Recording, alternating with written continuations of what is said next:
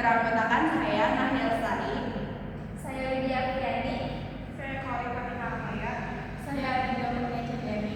kami di sini akan menyampaikan materi mengenai e-bisnis dan e-commerce. E-bisnis atau electronic business adalah kegiatan bisnis yang dilakukan dengan memanfaatkan teknologi digital dan jaringan internet untuk menjalankan, mengelola, dan mendukung seluruh proses bisnis perusahaan serta efektif dan efisien. E-bisnis mencakup berbagai aktivitas seperti pemasaran, pelayanan pelanggan, komunikasi bisnis, pengelolaan data, transaksi online, kerjasama dengan mitra bisnis, hingga manajemen perusahaan secara elektronik sehingga dapat meningkatkan produktivitas dan memperluas jangkauan pasar. Pengertian dari e-commerce adalah kegiatan jual beli barang atau jasa yang dilakukan melalui media elektronik terutama internet. E-commerce memungkinkan penjual dan pembeli melakukan transaksi secara online tanpa harus bertemu secara langsung.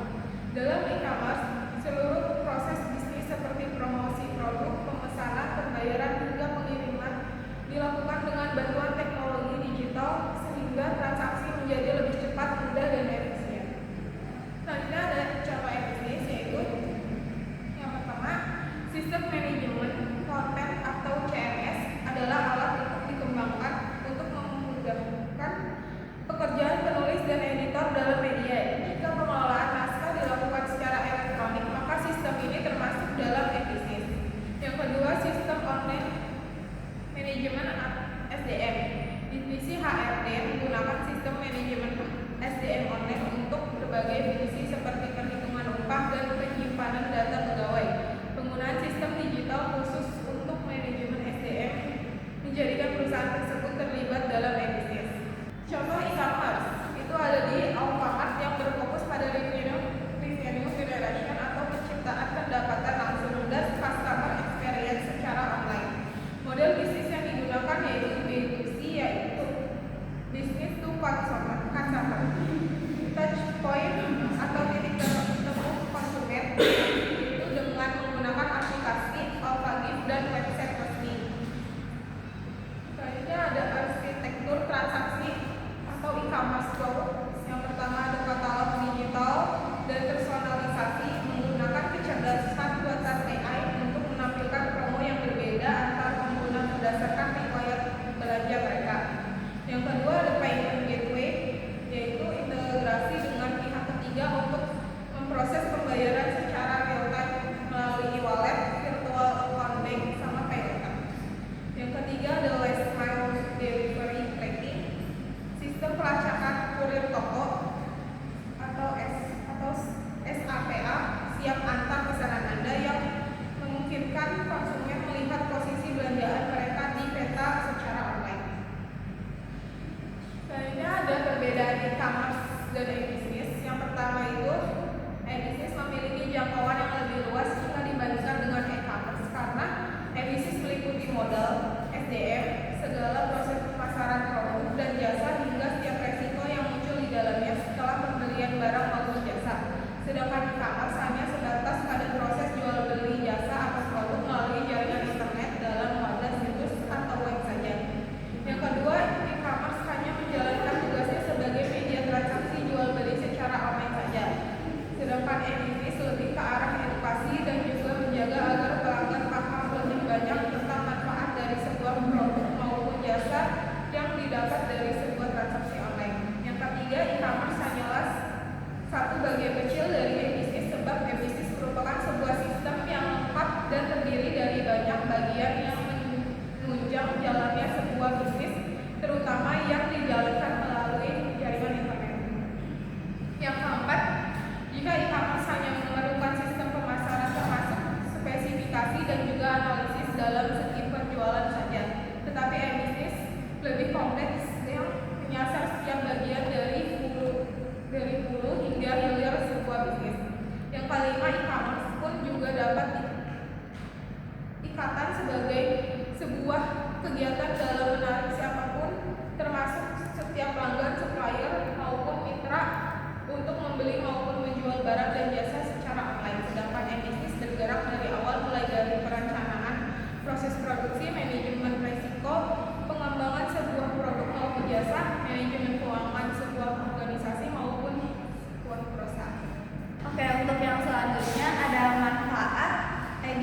dan manfaat e-commerce. Yang pertama yaitu manfaat bisnis untuk konsumen, untuk masyarakat luas, perusahaan maupun organisasi. Manfaat bisnis untuk konsumen. Yang pertama yaitu memungkinkan konsumen berbelanja atau melakukan transaksi lainnya setiap saat atau 24 jam sehari dan dari hampir semua lokasi. Yang kedua adalah memungkinkan pelanggan untuk berpartisipasi dalam lelang virtual. Yang ketiga adalah memberikan pilihan produk dan pemasok yang lebih banyak kepada pelanggan. Selanjutnya manfaat bisnis untuk masyarakat luas. Yang pertama itu ada memungkinkan lebih banyak orang bekerja di rumah dan lebih jarang berpergian untuk belanja sehingga kemacetan dan polusi udara bisa berkurang. Yang kedua ada tersedianya beberapa jenis barang dan lebih murah sehingga bisa terjangkau oleh orang yang kurang mampu. Yang ketiga ada memungkinkan masyarakat di negara berkembang dan kawasan pedalaman menikmati produk dan jasa yang relatif langka di tempat tinggalnya, termasuk di dalam belajar jarak jauh lewat university. Selanjutnya manfaat bisnis untuk perusahaan. Yang pertama ada meningkatkan komunikasi semua stakeholder. Yang kedua meningkatkan peluang akses baik di pasar, pemasok, dan pendanaan yang sangat luas. Yang ketiga itu merupakan salah satu sarana dari penyebaran informasi dengan secara luas melalui internet. Yang keempat ada manfaat bisnis untuk organisasi. Yang pertama itu ada menekankan biaya dokumentasi prosedur penyimpanan dokumen berbasis kertas. Yang kedua adalah memungkinkan perusahaan untuk menekankan mass customization terhadap produk dan jasa. Yang terakhir ada meningkatkan produktivitas karyawan melalui rekayasa proses bisnis. Selanjutnya ada manfaat e-commerce untuk masyarakat dan perekonomian luas. Yang pertama itu jangkauan pasar yang luas seperti global reach. Yang kedua pengurangan biaya operasional seperti cost efisien. Yang ketiga toko buka 24 jam non-stop. Yang keempat kemudahan manajemen stok dan transaksi. Yang kelima itu ada pemasaran berbasis data. Terus ada manfaat e-commerce untuk konsumen atau sebagai pembeli. Yang pertama ada kenyamanan dan fleksibilitas. Yang kedua pilihan produk yang beragam. Ketiga kemudahan membandingkan harga dan produk. Yang keempat ada adanya ulasan pengguna atau review di setiap produknya. Dan yang terakhir metode pembayaran dan pengiriman yang variatif. Terus yang ketiga itu manfaat e-commerce untuk masyarakat dan perekonomian luas. Yang pertama ada mendorong pertumbuhan UMKM, membuka lapangan pekerjaan baru, serta pemerataan akses barang. Selanjutnya ada ruang lingkup bisnis, ada 4 yaitu what, where, who, and why. Yang pertama what, e-commerce merupakan bagian dari bisnis. Jika e-commerce hanya memfokuskan diri pada aktivitas atau mekanisme transaksi yang dilakukan secara elektronik atau digital, bisnis memiliki wilayah yang jauh lebih luas, termasuk di dalamnya aktivitas relasi antara dua entiti perusahaan, interaksi antara perusahaan dengan pelanggannya, kolaborasi antara perusahaan dengan para mitra bisnisnya, pertukaran informasi antara perusahaan dengan para pesaing usahanya, dan lain sebagainya. Yang kedua itu ada where. Bisnis dilakukan di mana saja sejauh pihak yang berkepentingan memiliki fasilitas elektronik atau digital sebagai kanal akses atau akses channel. Contohnya di rumah seorang ibu dapat menggunakan telepon atau web TV untuk berkomunikasi dengan perusahaan penjual produk atau jasa. Yang ketiga itu klasifikasi entiti yang kerap digunakan dalam mengilustrasikan bisnis. Masing-masing ada agen, bisnis, customer, service, employee, family, and government. Contohnya adalah sebuah aplikasi tipe e-commerce B2C yang merupakan mekanisme hubungan perdagangan antara sebuah perusahaan dengan para pelanggannya, atau tipe G2G yang menghubungkan dua buah negara untuk permasalahan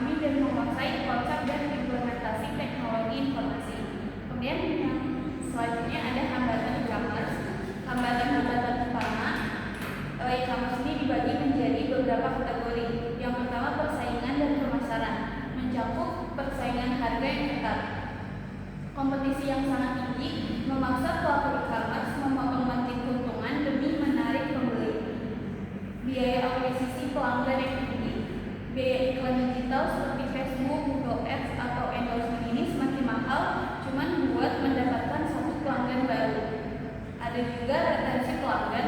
Sulitnya membangun loyalitas karena konsumen sangat mudah berpindah ke toko yang lebih murah dan promonya yang lebih besar. Kemudian yang kedua ada logistik dan infrastruktur, mencakup biaya dan efisiensi pengiriman. Di negara kepulauan seperti Indonesia ini, biaya logistik antar pulau seringkali mahal dan memakan waktu yang sangat lama. Kemudian ada maintenance stok, sinkronisasi stok barang yang tidak real time, seringkali menyebabkan pembatalan pesanan karena barangnya ternyata habis. Kemudian ada retur barang, mengelola barang yang dikembalikan oleh konsumen karena cacat atau salah ukuran seringkali rumit dan memakan biaya tambahan. Hambatan yang ketiga ada keamanan dan kepercayaan, mencakup kejahatan siber seperti ancaman kebocoran data pengguna, penipuan kartu kredit, atau serangan hacking pada situs web. Dan ada juga isu kepercayaan konsumen. Banyak calon pembeli yang masih ragu karena takut barangnya itu tidak sesuai di foto atau tokonya itu takut tertipu toko fisik atau khawatir barangnya itu rusak saat pengiriman. Yang keempat ada teknis dan pengalaman pengguna, aplikasi atau situs yang lambat. Konsumen modern memiliki tingkat kesabaran yang rendah. Jika website lambat atau sering crash, mereka akan langsung pergi. Kemudian ada metode pembayarannya yang belum terintegrasi. Proses checkout yang rumit atau pilihan metode pembayaran yang terbatas itu bisa memicu shopping cart abandonment atau keranjang belanja yang ditinggalkan. Dan hambatan informasi terakhir ada regulasi dan hukum. Kebijakan pajak mencakup kebijakan pajak. Aturan pajak bagi pelaku e-commerce yang terus berkembang terkadang membingungkan atau memberatkan pelaku UMKM digital. Dan ada juga perlindungan konsumen.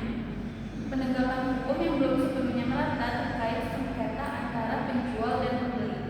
Kemudian ada kekurangan bisnis. Yang pertama, pencurian informasi rahasia yang berharga.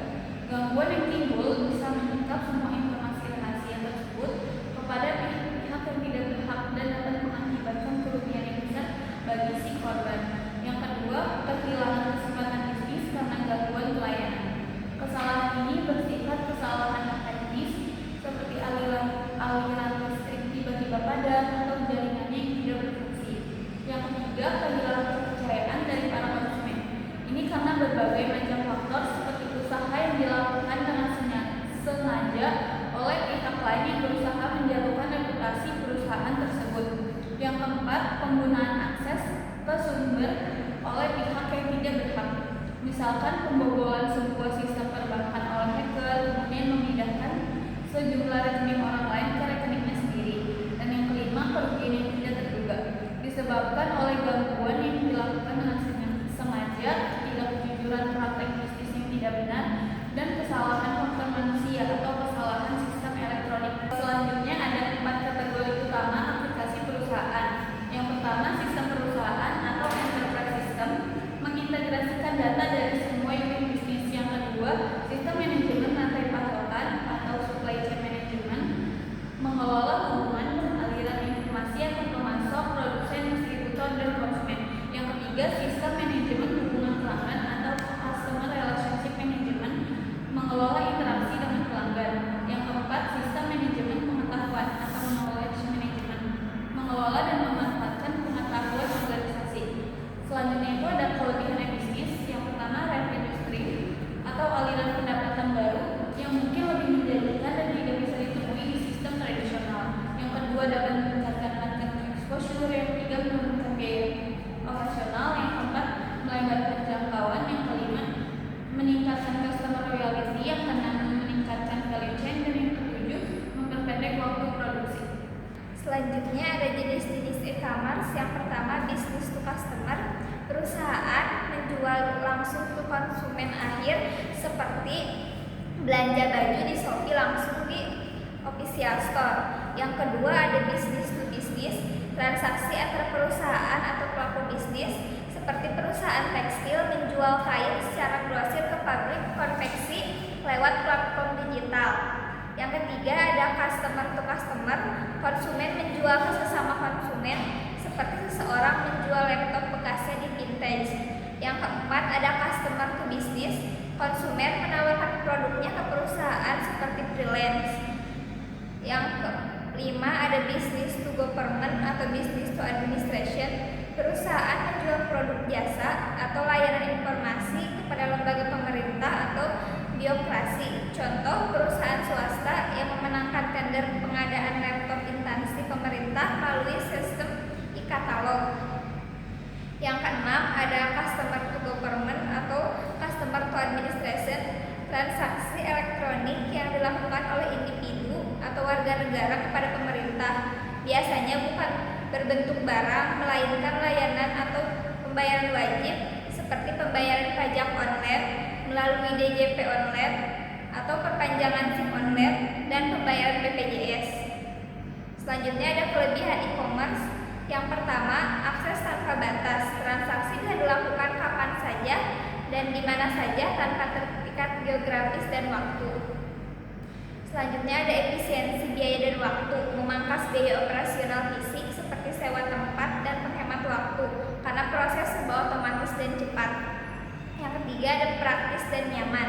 Proses belanja dan pengelolaan bisnis menjadi jauh lebih mudah, cukup dilakukan melalui perangkat digital tanpa perlu mobilitas fisik.